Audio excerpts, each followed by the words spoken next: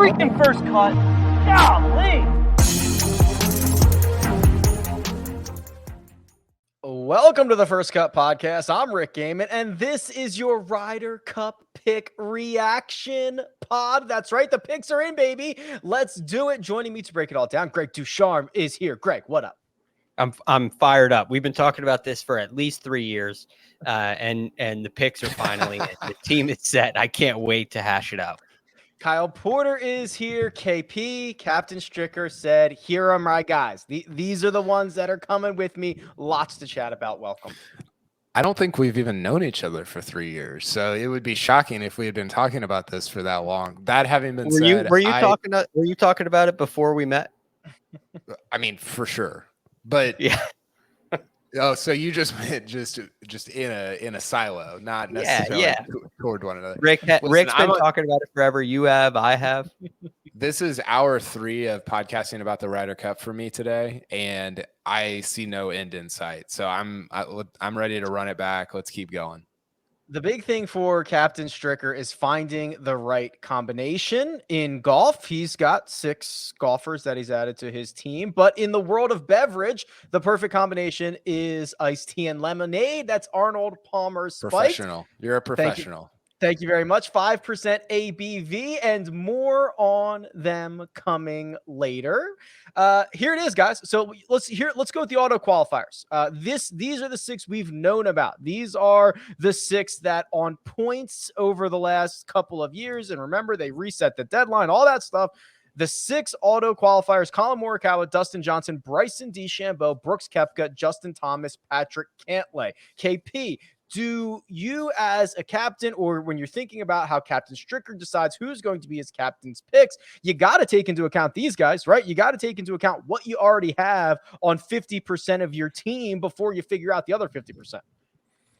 Yeah, I think so. I think you do have to take it into account, but at the same time, you're really trying to accumulate as much talent that fits the course as possible, right? I don't know that it's kind of the theory of like getting all the right people on the bus and then figuring out where they're going to sit later on. I think they just tried to get all the right people on the bus today. And I think the thing that stood out to me, Rick, and I'm sure we'll go into this more later, but 6 rookies, right? It feels like this is a shift into this new era, generation, whatever you want to call it, of U.S. Ryder Cuppers. No more Tiger Phil, probably never again, right? Tiger and Phil have played probably on their last Ryder Cup team ever, and now it's a bunch of 20-year-olds, a bunch of not 20-year-olds, but a bunch of guys in their 20s, and I love that. I think when you contrast it to what Europe has, which is a bunch of guys in their 40s, like half their team is going to be in their 40s. Almost all of the U.S. team is going to be in their 20s. I think it makes for a really interesting contrast, but also I think the advantage is just fundamentally on the U.S. side when you kind of look at that type of matchup. Not only are there 6 rookies, and we'll get into the captain's picks rookies as well here, Greg, but I find this fascinating that Collin Morikawa, the number 1 ranked player, your top auto qualifier, the guy that you would normally maybe want to lean on for 5 sessions, something like that, teeing it up for the first time in a Ryder Cup. And to me, he is truly kind of the X factor for the most part of these guys. You know what you're going to get, and I think we know what we're going to get with Morikawa, but I wouldn't be surprised to see him go out and win every single point that's available to him, and I wouldn't be surprised to see him struggle because first timers at the Ryder Cup are kind of iffy. I think to me, he is the X factor of these auto qualifiers. So the rookie thing and the age thing I find to be quite interesting because Collin Morikawa and Scotty Scheffler are young. They're really young guys, right? They're in their 2nd year on the PGA Tour, or they just finished their 2nd year on the PGA Tour. So they are truly young. And they're truly considered to be rookies. But then you look at some of the other guys who I know we'll talk about later, but the Xanders and the Harris English and guys like that, Justin Thomas and Jordan Spieth. These are guys who are young, but they're experienced.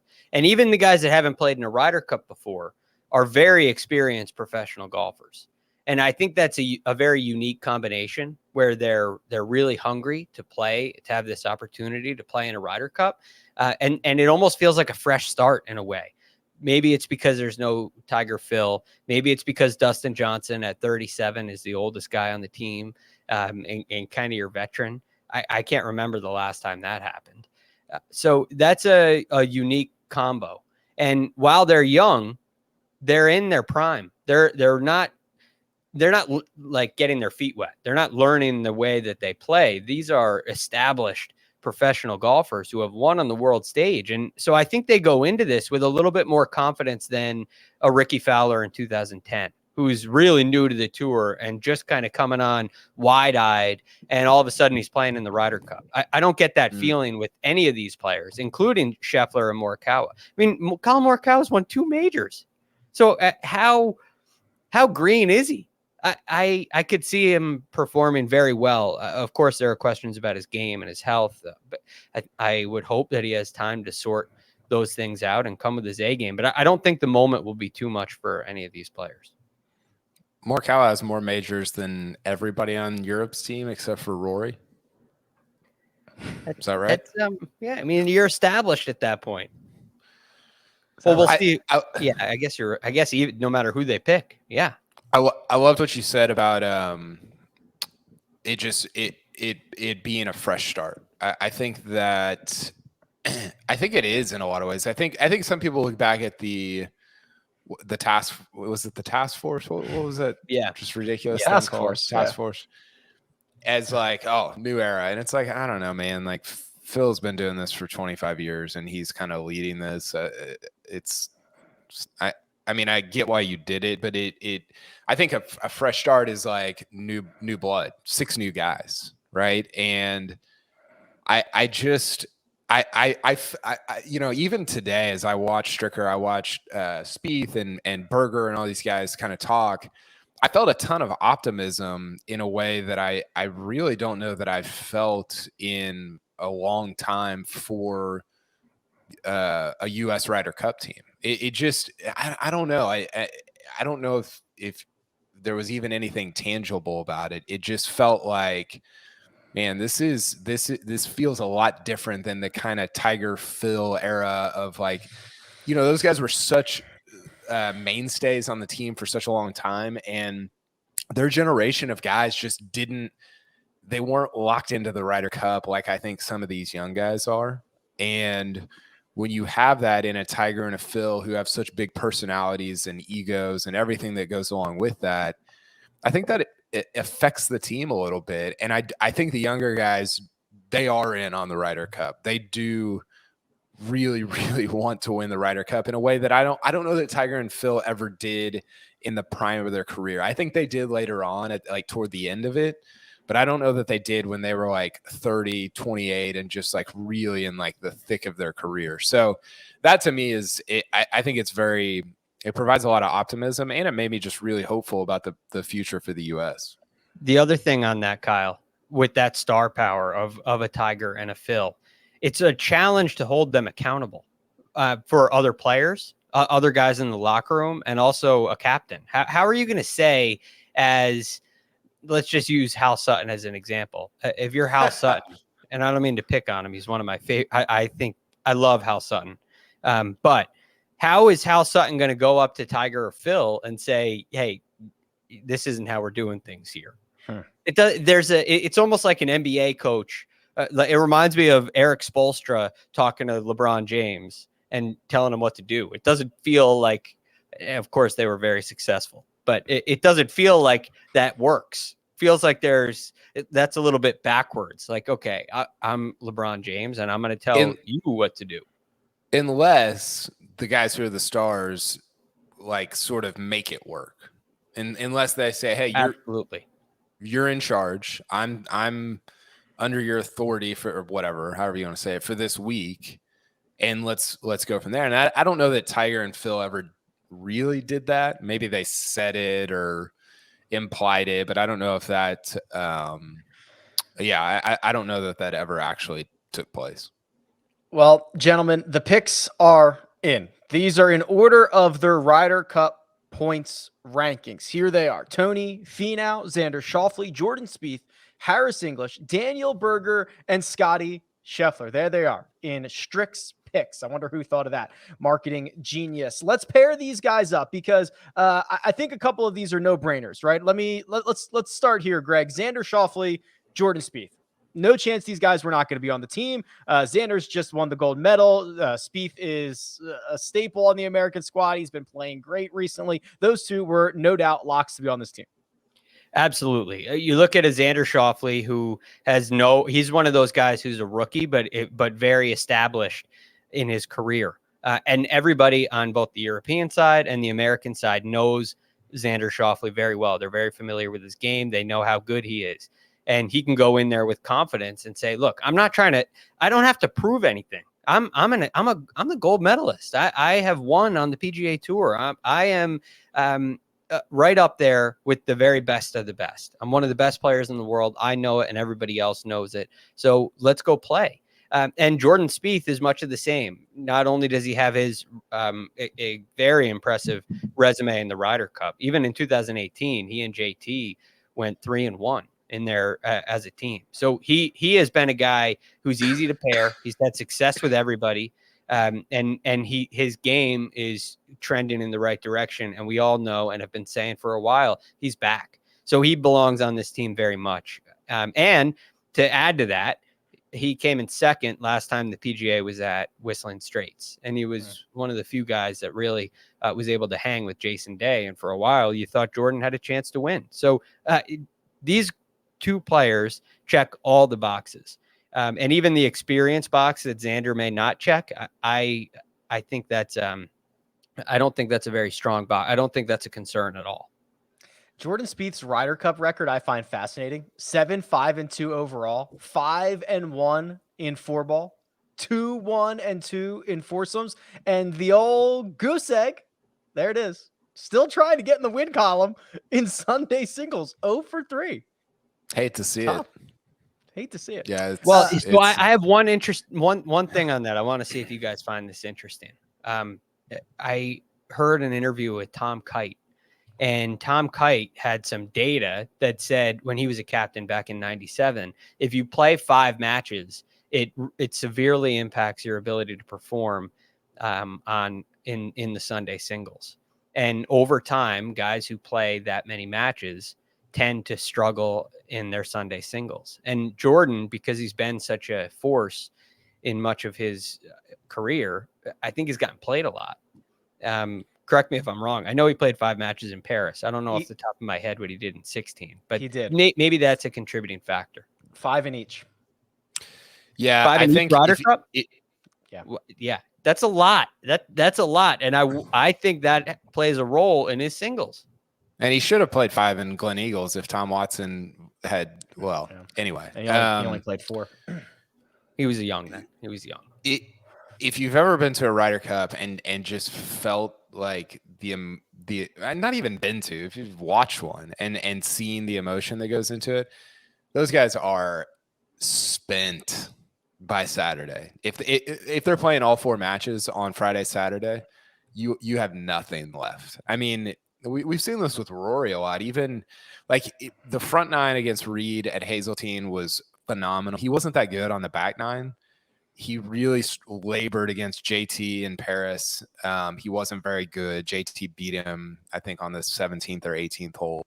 It's just emotionally, it's so difficult to play 5 matches. So I think that's a good point, Greg.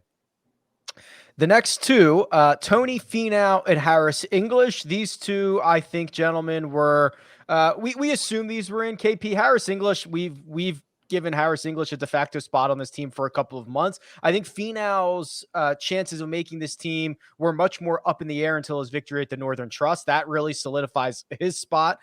So no surprise to see these 2, especially because we've seen Finau chainsaw Tommy Fleetwood in 18. I mean, Finau's I think only played once. He's 2-1.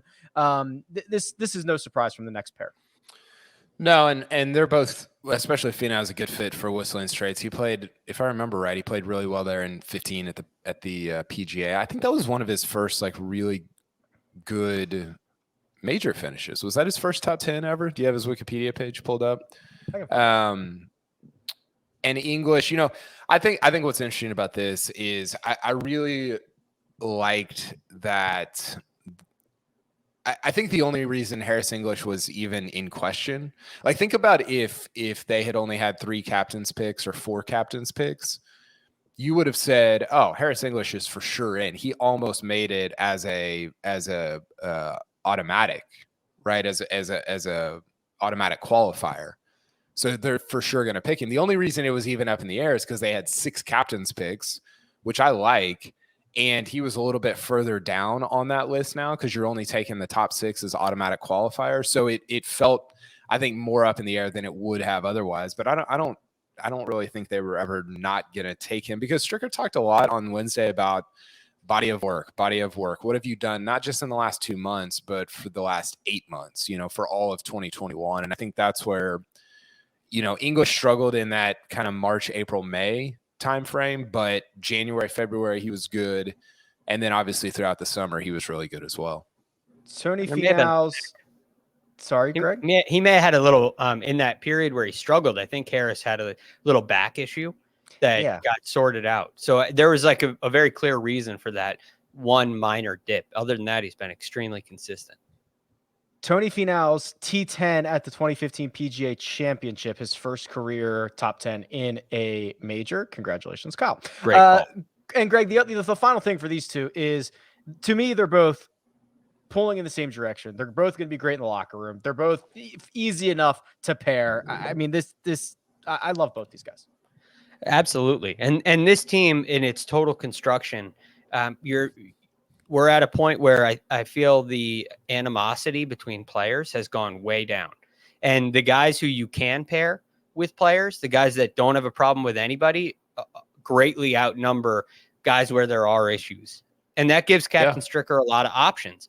And both Finau and English and among others are guys that you said, Rick, you can pair with anybody. I mean, I think to what Harris English said after Memphis, when he and Bryson had that difficult final round, and a lot of people were really getting on Bryson. Harris was extremely, for lack of a better word, nice to Bryson about it. He defended Bryson. He said, look, it's not his fault. This happened. And this was the order of operations, and took some responsibility on his own. And he handled it so well that I could see, not that I think this is my favorite pairing, but I do think Harris and Bryson could be a pairing. I think so too. So I think they have a little bit of respect for each other, and everything that I've heard Harris say about Bryson in particular, because he's one of the few that you might have questions about, has been extremely positive.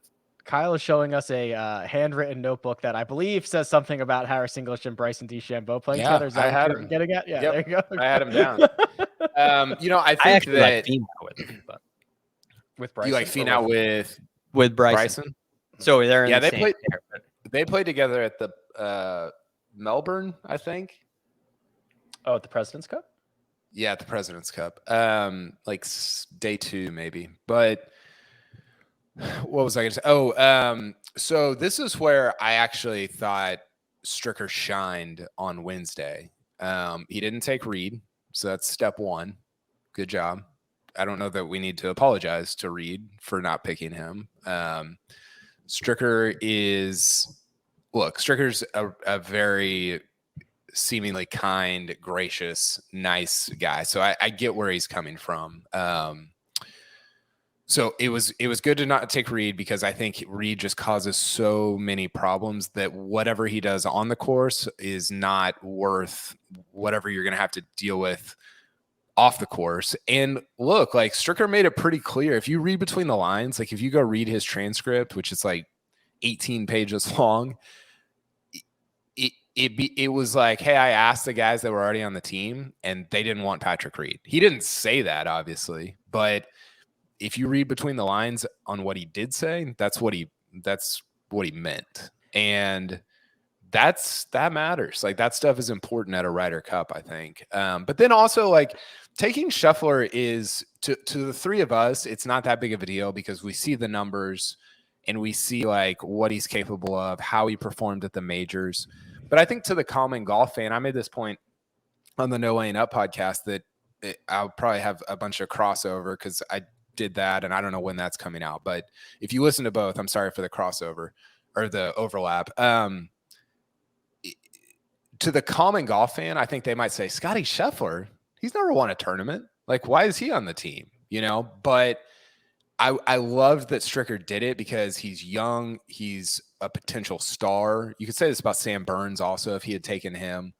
And it's just an infusion of like young, exciting talent that kind of goes against the grain a little bit of what the U.S. has always done, which is just take veterans and guys with experience and all this different stuff. And that's where this is a dumb way to phrase it, but that's why I was kind of proud of what Stricker did of like taking Scheffler seems obvious to you and I, Rick, because we have access to rickrungood.com and to Data Golf, but Thanks. It's not obvious to, I think, I don't know, 75% of people that watch golf. It's just, right. It's not that straightforward. And so I loved that he kind of leaned into the young, exciting, like, let's get some energy going type stuff and took Scotty Scheffler. Yeah, this was the team that Wednesday morning I tweeted out, this should be the team. I have no idea what's going to happen. I think there's a chance Patrick Reed gets on this team. I don't know what is going to happen here, but this should be the team, Greg, rounded out by Berger and Scheffler. The case for Berger got much weaker after Cantlay went on a run and solidified his spot after Tony Finau solidified his spot, right? Because there was a chance where those three guys could have been like, 9 through 12-ish, and now two of them are automatically in. So the case got worse for Daniel Berger. He is still going to make the team. I'm very excited about that. But there was a push. I don't know if you just call it Twitter, the Twitter sphere, for a Kevin Na, a Kevin Kisner pick. Of course, Patrick Reed, we've been talking about for weeks and months. To me, none of those guys should have made it. This is the exact team, but there were, I suppose, people making cases for others. Kisner should not have made the team. The Na thing, the one interesting part to me about that is he embodies the purpose of the captain's pick in a way where you wait this long and you try to make this selection so close to the Ryder Cup so that you can get a guy like Kevin Na, that you can get a guy who's the Horschel rule. Right. The guy that just all of a sudden catches fire and your team's going to be better with him. So I'm not sure that Kevin Na is that guy, but his record definitely pointed in that direction. Overall, I do think it was a good pick. If there was, I could see a world with a Webb Simpson, a known commodity, to get a little more experience on a young team because you're young already. But I have no problem with the Scotty Scheffler pick. It doesn't surprise me in one bit. And Daniel Berger, much like Harris English, just belonged on this team. I couldn't believe that he was 12th in the standings. His performance is as steady and as consistent as anybody. His attitude belongs on a Ryder Cup. He makes plenty of birdies. He showed me this year that he can handle bigger golf courses, which has been a concern of mine for him in the past. And he basically checks every box. So I've been very high on Berger, and I love that selection. The thing about Scotty Scheffler that I really like, that my favorite aspect about him, more so than the youth, because I think we have a lot of it. We have plenty of youth, but he's an excellent driver of the golf ball. And as long as he's extremely accurate. He's hitting nearly 65% of his fairways. And for guys over 300 yards, you don't see that very often. They usually sit 62 at 300 yards is almost accurate. So he's a great driver of the ball, makes a ton of birdies, a ton of eagles. Everybody seems to really like him. And if you went with him or Burns, I did think there was a spot out there for it because Webb didn't make the Tour Championship. He had a little bit of a strange year. There was some disappointment, and you could raise very valid questions about the course fit. So all in all, I'm happy with the pick. I don't know if it was the best one. Time will tell, but I do think it was very well done. I think that the other thing about those two guys, they were great in the majors this year. Scheffler was top 20 in all four, top 10 in 3 of them. I mean, he beat a lot of guys in like big boys situations. Yeah. Right. And Berger was great at the majors as well. I can't remember off the top of my head where he finished, but great. Two top 8 finishes. So T8 at the Open Championship, T7 at the U.S. Open. He made the cut at the PGA Championship, and he missed the cut at the Masters. And he shoots 64 in his last round. When the Berger clamoring is starting to dissipate. Oh yeah, and people aren't really talking about Daniel Berger. He slides to 12th in the points. And it looks like if you wanted Reed on your team or you wanted Webb on your team, Berger was going to get left out somehow. And he goes out and shoots 64 at Eastlake. And that's just clutch. And I said this on Sunday, but like he's the guy that everybody thinks that Kisner and Kevin Na are, right? Like he's not scared of anybody. He'll stand up. He wants Rory on Sunday. I mean, I don't know if he actually wants that, but like he will say that he wants that. I don't know if that's something you should wish for. And there was a clip that was floating around on Wednesday that I forgot about. That it was from the 2017 President's Cup where he went 2-1 and dragged JT around for like half the day on Saturday, and they beat Johnny Vegas and Hideki 3-2. And JT was like, yeah, he carried me today, you know. And I think he's like that guy at this type of event. Like, I think he wants the ball. I think all the things that people were saying about Kisner and Na, I think are actually true about Berger, and he's just a lot better from tee to green on a golf course like this that rewards distance so disproportionate. Kevin Kisner was like 100, or Kevin Na was 170th in driving distance. Kevin Kisner is 160th in driving distance. They might make the putt to win you the Ryder Cup, but I don't even know if they can get you there for the first 17 holes, because they like, how are they going to put up enough points to get to the 18th hole? So that was kind of my point about Daniel Berger. Real quick, I mean, I don't know how long we're planning on going, but I've got a lot of things we need to get to.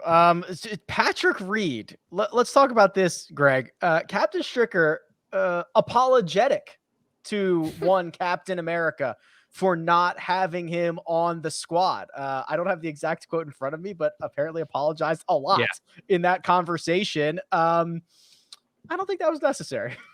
Well, I understand, and Kyle brought this up earlier. That's the kind of guy Steve Stricker is. Yeah. And he's not going to make this out to be, hey, Patrick got what he had coming for him. You're not going to hear Steve Stricker say that. So I'm sure he was. I bet you he was very truthful in that. The biggest concern I have in what Stricker said about Patrick Reed, it made it really seem like he was the last man out. And when you look at the last man out this year in particular, with questions about Brooks Koepka, the expectation would be if Koepka's out, Reed's the next guy. And as Kyle said earlier, if you read between the lines, the guys don't want Patrick Reed. So you open yourself up to a little bit of criticism if you're Captain Stricker and Koepka can't go. Now you got to bring somebody else in. Are you going to go with the opinion you've given? Like you've kind of shared this mindset that Reed's the next guy up. But now nobody on the team wants him. And if you bring Sam Burns along or you bring Webb Simpson along, the questions are going to come flying in. Well, why not Patrick Reed? You apologized to him. You said it was the hardest pick to make. It was the most difficult thing. He was the first call I made. All those things Stricker said. I think it complicates the situation. So this goes one of two ways to me. One, Reed may actually be the next guy up, which is a possibility. I don't believe that to be the case, but maybe he is. And the second possibility is Koepka's going to be fine. And he has a lot of faith that Koepka's going to be fine. I don't see either of those scenarios in that light right now. So I'm interested to see what happens. It is interesting, KP, because in a year 2021, we could have a positive test. We could have contact tracing. We could have Brooksy's wrist. We could have Bryson injuring himself speed training before the World Long Drive Championships that he's going to immediately after the Ryder Cup. I mean, like, things could happen. And I agree with Greg. It was basically presented to us that Patrick Reed was the last man out. And maybe he gets plugged in at some point. Maybe he's not a snub. Maybe he does. Maybe Captain America ends up at Whistling Straits. Yeah, he might. The thing I'll say about that is Stricker did give himself a little bit of an out because he was asked, do you have a 13th guy for COVID, for Brooks, for whatever reason? And he's like, oh, we haven't even talked about that yet. And so I think there's a scenario in which, yeah, I mean, it is hard. He painted himself into a corner with like basically he like just an apology tour to the Reed camp about like, it's like, look, you're the captain, man. And I get it. Like I'm never gonna, demean a guy for being just showing kindness to another person. I don't know that he needed to apologize for it. Like that seemed a little excessive. So I guess his out is like, I don't know what it is. He would almost have to be like, well, I'm just going to have to take the questions about Reed again and bring Webb in because that's who JT and Spieth and Morikawa and DJ and all these guys want, which I think it would be, or Burns or whoever. I'm not saying specifically Webb, and just wear it on Reed and kind of move on. I just don't think you can have Reed there. I really don't. Like you can only have so many. I said this on your podcast, Rick. You can only have so many clowns, and they still got some, and you don't need another one going into the matches. If Brooks Koepka can't go, I'm not wishing that. I'm just painting this scenario.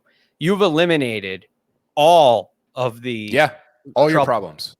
But if Reed's the next guy in, you replace a problem with a problem.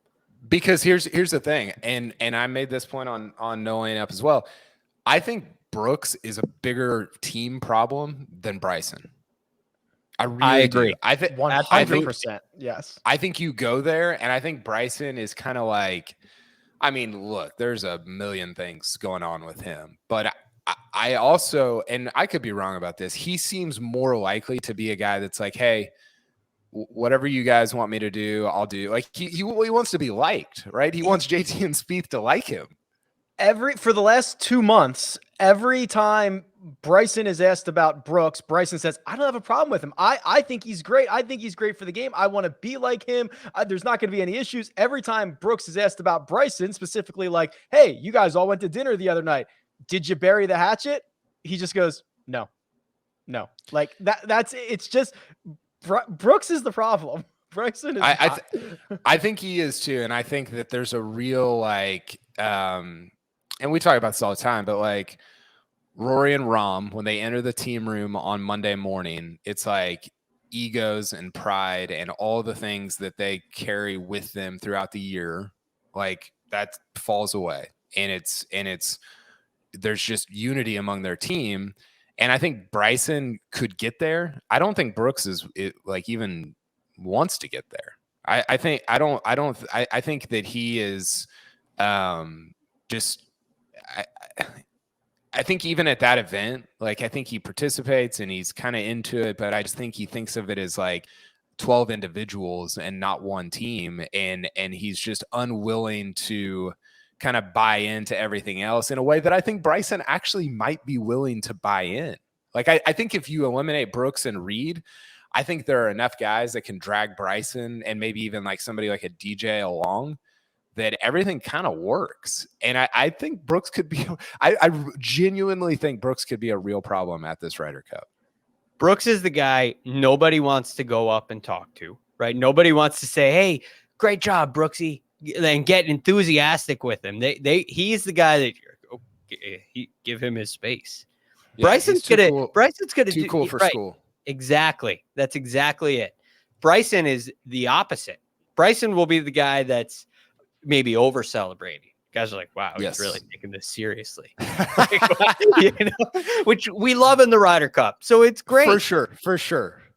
I think there's an unwillingness with both of these guys, but more so with Brooks that's a week where you have to be vulnerable, right? Like you have to kind of like show yourself to your teammates and you have to kind of let some stuff go. And I don't think, I mean, I haven't been behind closed doors. Maybe I'm way, way off on this. I don't know that Brooks is willing to do that. Now, can you win and without him doing that? For sure. They won in 2016 with him on the team and he was good and it was fine. But man, he has an opportunity. Like he's one of the guys I think he is the guy on this team with the most major championships. Like he can be a leader and really like pull some guys into like, hey, this is what this team looks like, and man, he could just really galvanize the team, and I don't think he has any interest in that. There is only one pairing that I am absolutely 100% sure. Roll it out 5 times. It's lemonade and iced tea. It's Arnold Palmer spiked. Here's my thing. It tastes like a hole-in-one feels. I'm not sure what that means, but I really love it.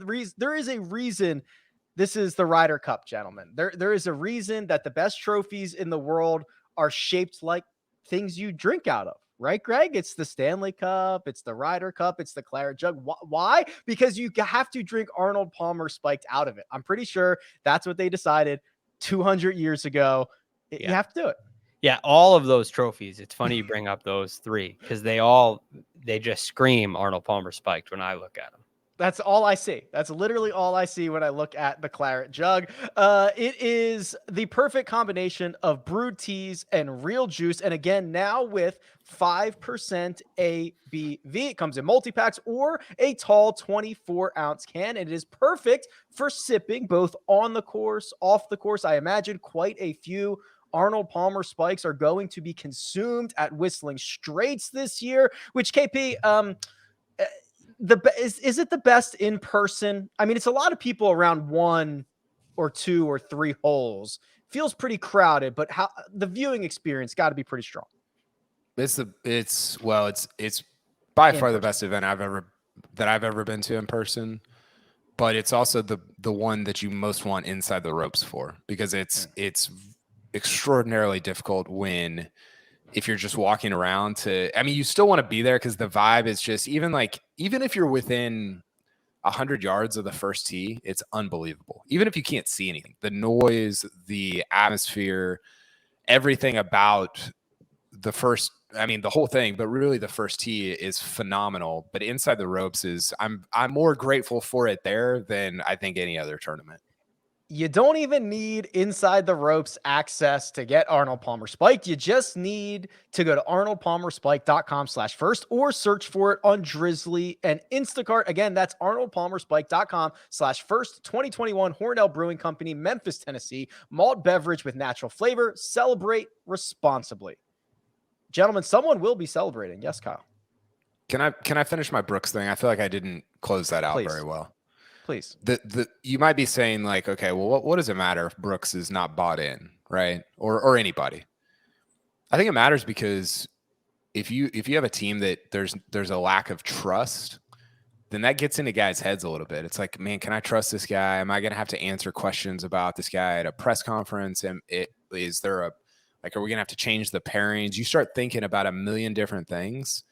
And Greg, what affects guys at an event like this more than the physical nature of playing a tournament? It's what you're thinking about, right? Mentally, you can just get, just all over the planet.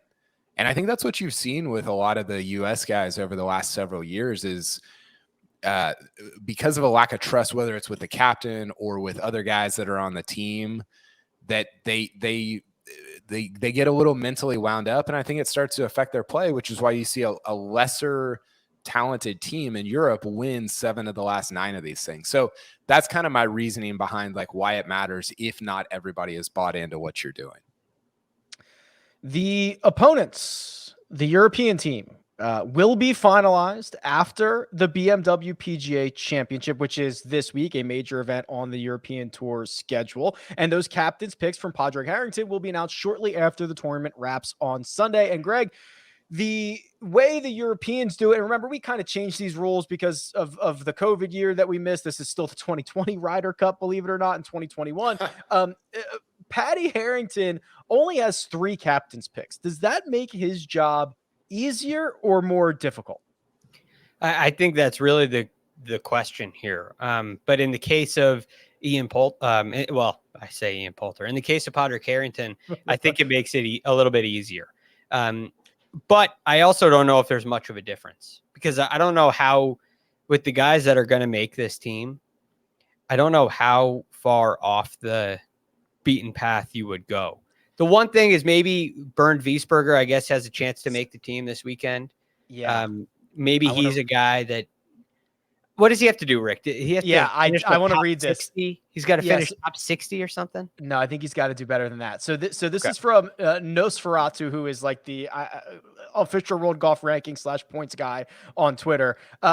The result that Bernd Wiesberger would need is actually a 3rd place finish. So he's got to go. Oh. He's got to go very far up this thing. But there are literally there are 24 guys or so that could play themselves into an automatic spot with a result this week. Victor Perez finishing 3rd, Robert McIntyre finishing 2nd, Ian Poulter finishing 2nd, Guido finishing 2nd. And then there's a couple of, there's a dozen guys that if they win would really throw a wrench in this, Greg. Like if for whatever reason, Calum Hill goes out and wins the BMW championship, PGA championship, he's in automatically. That's gonna mess up the algebra, I think, for Harrington with 4 days to go or 5 days to go until he makes his picks.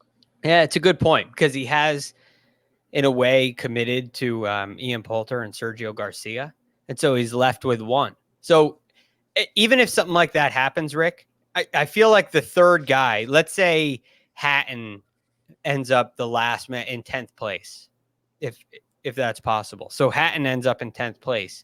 You're not going to leave him off. So Calum Hill gets in, let's say. I love this timeline we're in. Right.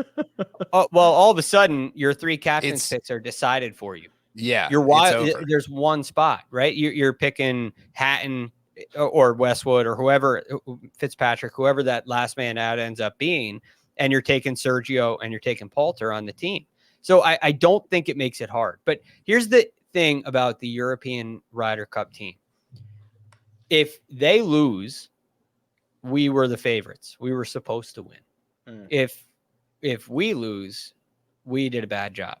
And it would have to be almost an egregious mistake, a fumble of the ball for Padraig Harrington to take a lot of criticism for losing an away game. And I don't see the avenue where he can mess this up. So I guess to answer your question, to put a little more thought into it, I think it's an advantage for Padraig Harrington. I think it makes it a little easier. It will help this team unite. There are no eyes on Padraig Harrington wondering what he's going to do. And that means they're going to bring this team to the table, whatever it looks like. And the contest is going to be, can the Americans beat that team, whatever that team looks like. The contest is not who is Padraig going to bring. And it's a very interesting dynamic. Maybe that's my American bias here from just viewing it from my side of the pond, as they say. I'm not sure if they feel differently in Europe, but I feel a lot less pressure for Padraig. I think this is the year that I've probably been saying this for like 10 years now, but I think this is the year that they get kind of stuck between generations. Lee Westwood's 48 years old. Like, listen, Westwood's year, I mean, him at the Arnold Palmer and then at the Players Championship in March, like that was super fun. But it is like, do you trust Lee Westwood against Dustin Johnson, Bryson? Like, how's that going to play out? Yeah. And look, those guys have done everything. I mean, those are the lions of Euro Ryder Cups, not just for their generation, but ever. Like they're like, that's the group that's like done it all and been probably more successful than any other group of Euros ever. But I think they're a little hung up between they're between release patterns, so to speak, with this group. Do you feel that? Do you sense that, Rick? Yeah, I think yes. It's very awkward. It's very awkward. Go ahead and clip that right now, Jacob, to play on the Monday after the Ryder Cup, by the way. Just clip the whole thing. But is Westwood the only guy, or are you worried about Sergio and Poulter too, Kyle? Those guys are like 45 years old. Yeah. But it's match play. This is the thing, real quick. I know you got places to go here, Rick. But the one thing about match play is we see it every year in the match play. Anybody can win over 18 holes. They're all very capable of winning over an 18-hole stretch. And so we look at official world golf rankings and metrics and talent and put it into our perception of what that means in a 72-hole stroke play event. But when you boil it down to 18 holes, the variance goes way up but we don't expect it to go up. Then you add a team element into it. It goes up even more, and it's even more unpredictable. And so the talent level, youth, experience, all those things are down to me. The importance of them are down, and it's who can step up for over a period of 18 holes. And then how can the captain make sure that everybody's healthy and ready to go and emotionally sound and ready to give their best energy? You're not going to play Lee Westwood in 5 matches. You're not going to do it.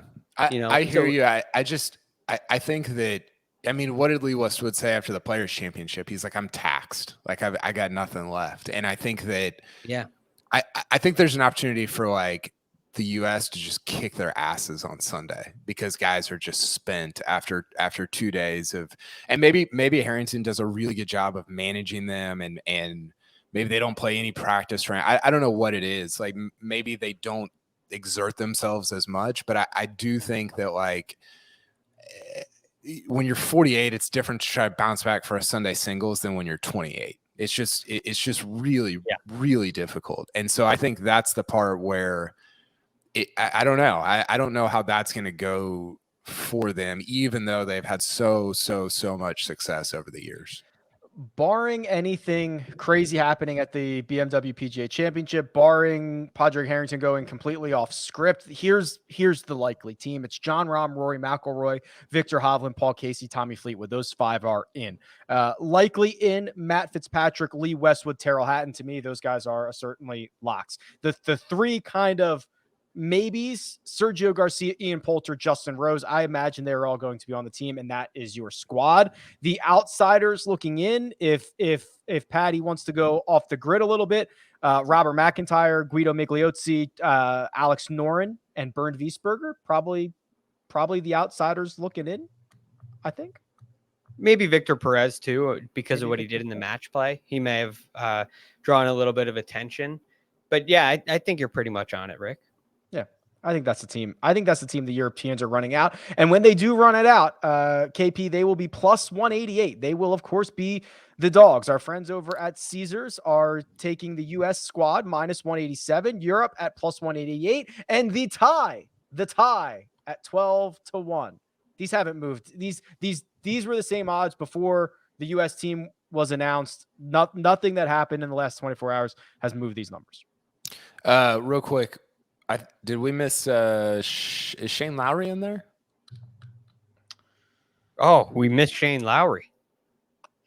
I think he's on my list. Did he? He's got to be in there. Well, he's 15th. Yeah. He's 15th on the European points.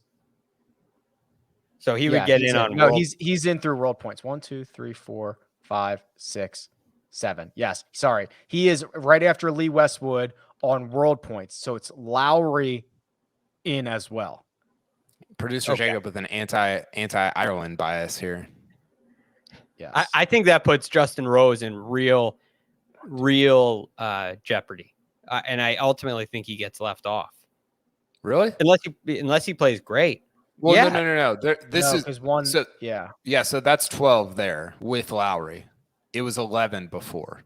Yes. Sorry. I named 11 guys. So with Lowry is 12. Yeah. So for Rose to not be on the team, Thomas Dietrich, Bernd Wiesberger, Victor Perez, Alex Noren, Robert McIntyre, or Guido would have to knock him out. That would be the case for non. What if you were Captain Padraig, would you put him on there? Both of you? Yeah, I think you just I mean, if you've already got all those other guys, you just take one last shot with your horses, with the guys that have done it for the last 25 years.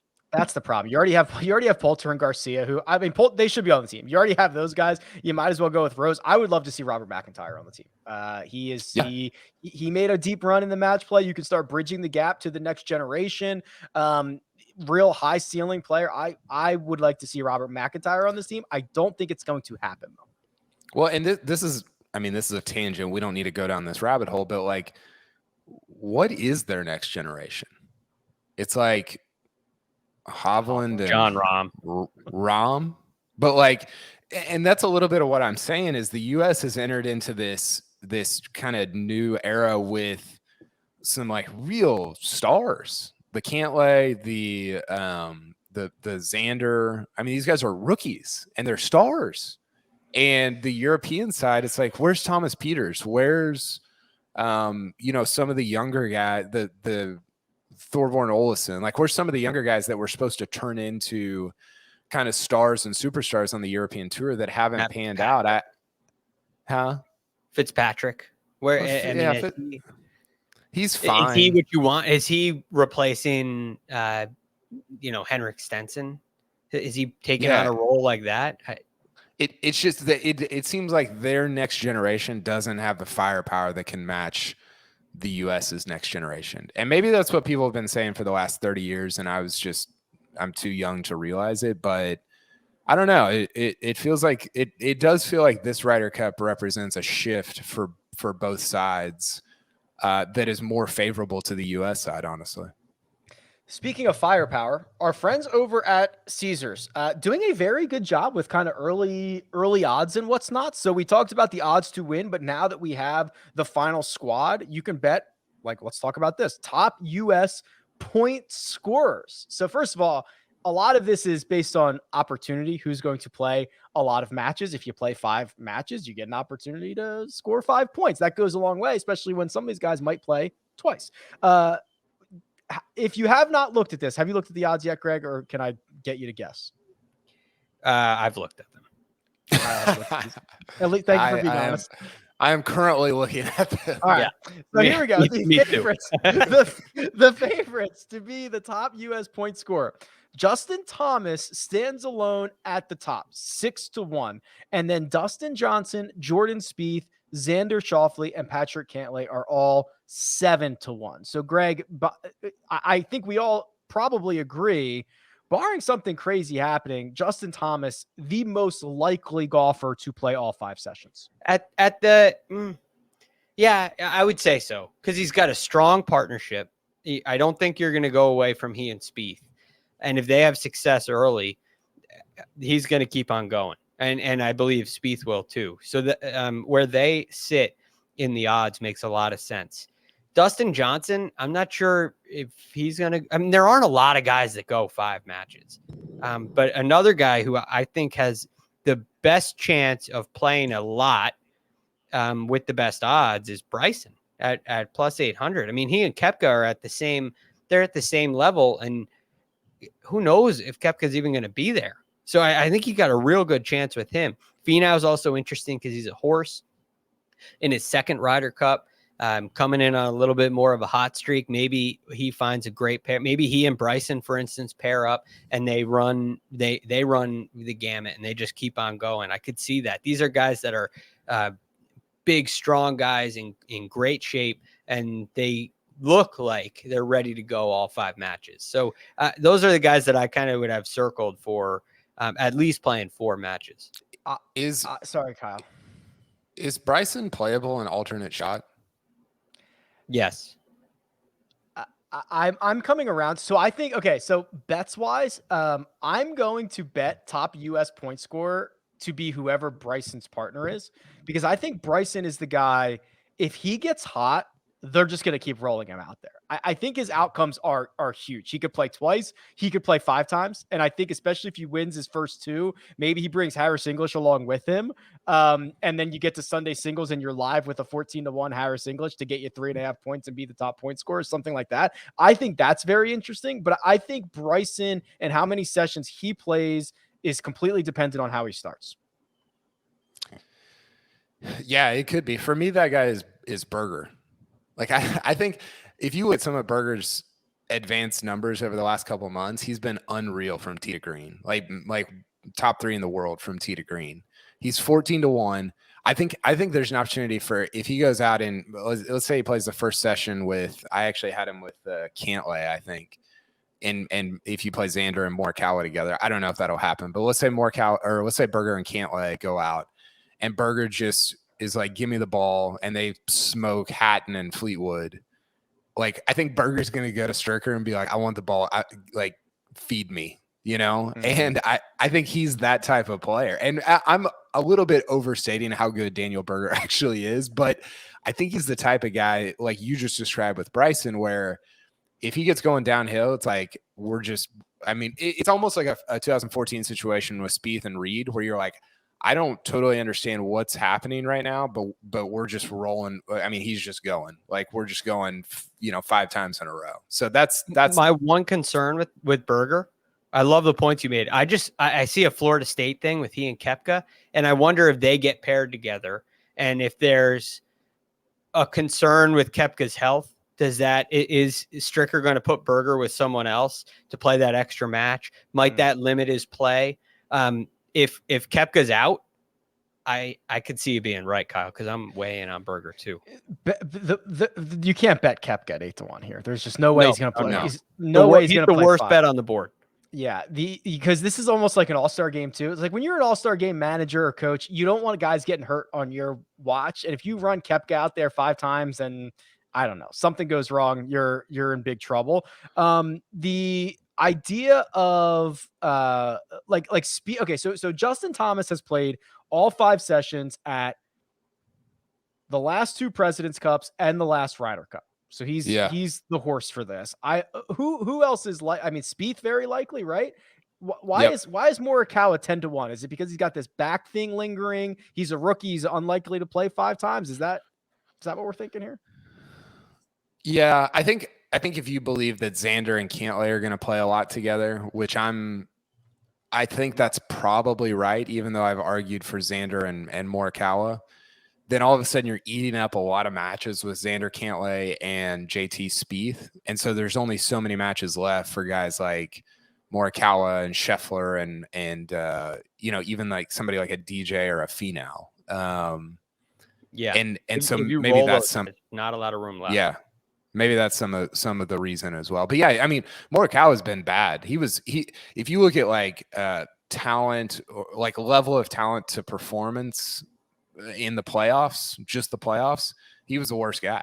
I mean, he performed the worst compared to his talent level throughout the playoffs. And I think that's, it's not like dire straits, but it's not super encouraging going into the Ryder Cup. I think personally, I think he's the kind of guy that can like mentally, if he's okay physically, I think he can kind of figure that stuff out and be lights out for a given week. I mean, think about how he bounced back from the Scottish Open to the Open Championship.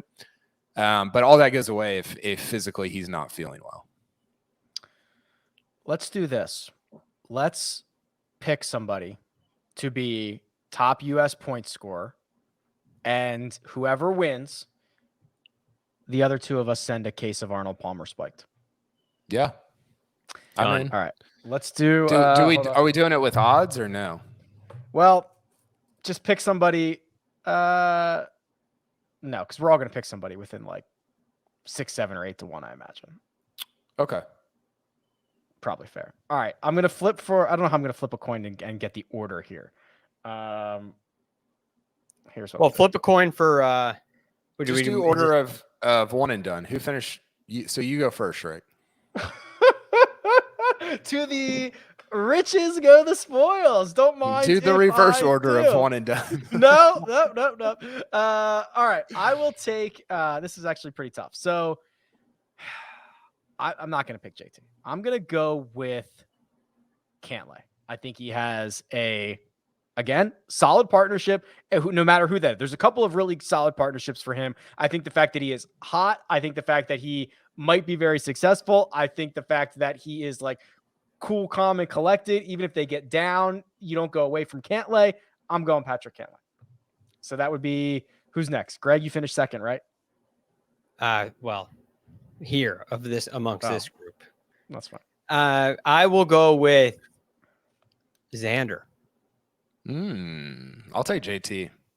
JT's nasty. Like I think that.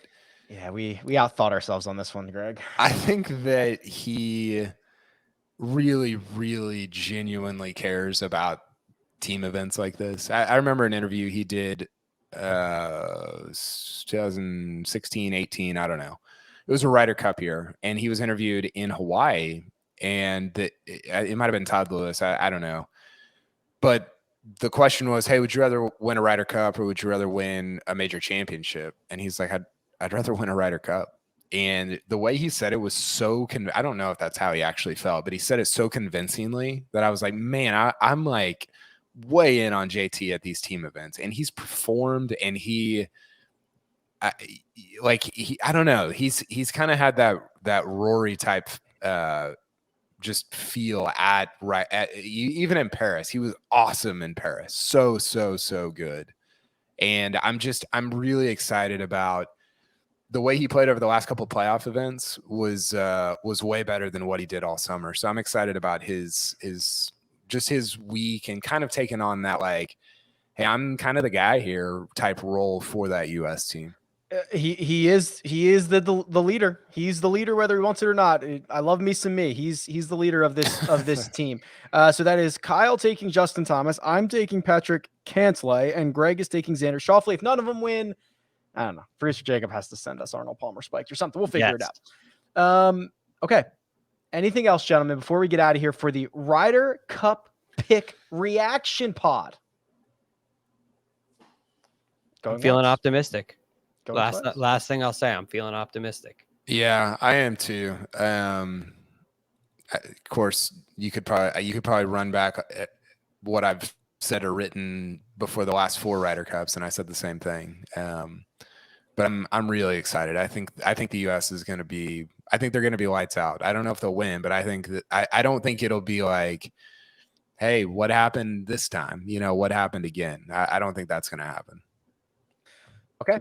Well, we are going to find out the European team, I believe, Sunday evening after the BMW PGA Championship. We'll get the final 3 picks there. We'll get the final qualifiers. We will be back Monday for the DFS preview for the Fortinet Championship, because the offseason is over. That's it. One week. Then we jump right back into it. Mega preview pod on Tuesday. All that good stuff coming at you. For now, let me thank producer Jacob, does all the hard work behind the scenes. That right there. That's Greg DuCharme. You can find him on Twitter at @TheRealGFD. And that's Kyle Porter. You can find him at Kyle Porter CBS. You can find me at Rick Run Good. This has been The First Cut, and we'll catch you next time.